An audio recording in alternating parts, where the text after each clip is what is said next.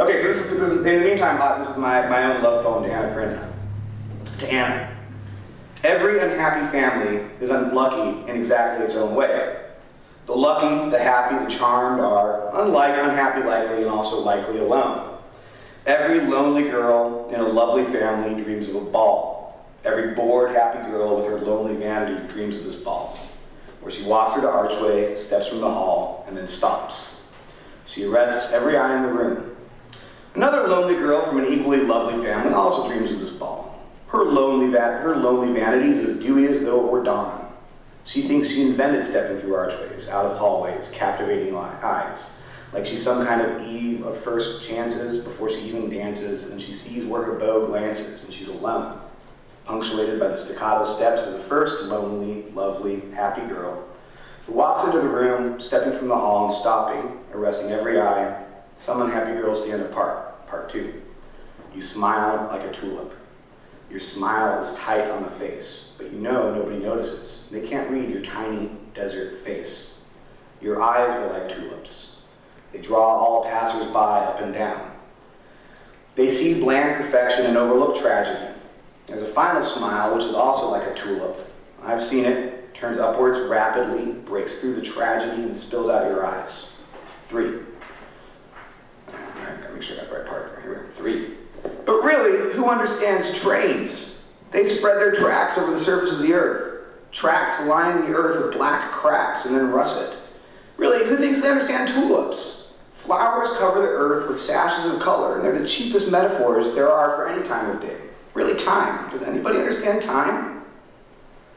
One day, Anna, she was born in the wrong century, you know, and she bears her softness proudly, and she can't help her tragedy, so she lays her head on the tracks. One day, you're less old than you think you know, and you hate your softness. You think you outlive yourself. You know, well, I can't see the future. 4. Trains were the future then, you know, rumbling along tracks, past growing cities filled with families alike in their loneliness, past girls staring at mirrors, dreaming of balls, past rows of flowers, fields of grain, mooing cows, crashing halls, dashing figures, spas, races, mothers-in-law, me being brought to you, trees, bears, fences, Italy, the ocean, museums, college towns, bewitched villages, houses filled with families with faces like cowbells, like calla lilies, buried in their yew, my tulip, waiting for me, o'er Maine, over marshes, chugging, stopless, ceaseless, without a rest, before the rumbling went silent because we were too far behind it, long gone, way past the horizons where the earth's parallel lines gathered, blindly, silently, together. But I let myself be distracted by women, I'm sorry. We were talking about philosophy, about making wagers for the future. I've written about wagers for the future most extensively in the context of the poetry of Paul Celan. This is a very short poem of his which I've translated from the German. In the rivers north of the future, I throw out my nets, that you trembling weigh down with stone-inscribed shadows. So nets weighed down by shadow can be thrown very far into the future, I think. But it's really hard to decipher the marks that stones leave on shadows. You can't have too much light. Problem is, these days we bathe ourselves in near constant light. Kant, who was really the starter of this whole tradition of philosophers that I've been referring to, himself said, this is a quote from Kant now, it's very short, so I apologize in advance though. 2 things fill the mind with ever-increasing wonder and awe. The more often, the more intensely the mind of thought is drawn to them. The starry heavens above me, and the moral law within me. We are, I will wager, the generation that will be remembered as the generation that lost the starry skies above. So let me read you 3 poems that I've written about light pollution. Light pollution. Light pollution is the dominant metaphor of our time. Metaphors are a form of pollution. They dominate time. Light domination is pollution's metaphor for our time. Her head was tiny. She pushed it into my chest. I looked at my phone. She texted me. My hand cupped her chin. Like this still happens. Every line breaks on its silence. Mouths are like cups, we fill them up. You silently mouth me all my best lines like solutions to the resonant signature of the rhyme. Like baby, light pollution is the dominant metaphor of our time. This is one in honor of Kant and Hegel called reflective judgment.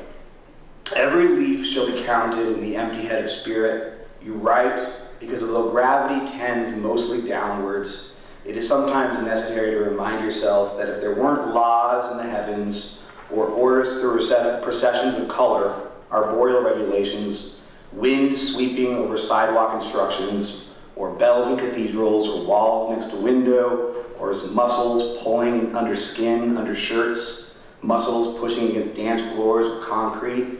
If women never walked across a concrete terrace, stopped, talked, walked, or churned, or rechurned, or opened a mouth, whether whole or broken, silent or vocal, whether a glass never cracked, or you, for example, never returned, faithless dear, but I digress. It would be necessary to invent at least a lie, like the first tree of autumn augurs warmer summer, like mirrors reflect starlight when mired in the grime, or the peace that he promised us makes a lick of sense, like the lie, we'll be together just because we write and we write, or we talk and we talk, or we laugh and we love. My love, you became as big as the world, or as full as the sky as the stars are of dust. Light pollution 30,000 feet in the air, so holy be my word. When I woke up, after having finally slept, after not sleeping for too long, not nearly enough, between time zone shifts and late nights and early mornings, being deprived of all sense of time, I saw through narrow windows the whole sky as an exact prism, perfectly horizontal spectral stripes. 4 distinct blues, whose name, a goddess whispered in my ear, were thin, closest to black of all the blues in heaven, thicker, as purple would be if blue were purple, thickest, the bluest eye, the eye of Zeus, last, almost indistinct, limpid emptiness, transparency of thought. Below that, the rest of an inverted rainbow without rain, without frame, unless the earth was a frame. But then the ground began to light itself up. Within a minute, it had grown to be the lights of Chicago, stars plucked from the sky, simply black now. Ah, I said, as Hegel once said, now it is night. Ah, the city said, as Hölderlin once said, but now it is day. It's also a quote from Go, for those of you who have kept kids. Finally, the end of blue. The end of blue. If it were not the sun that set the sky, should we forget that in twilight the blue of the sky enters your face? This is the setting of the sky. Or blue shall disappear, or maybe we refrain, because didn't we cover our tracks?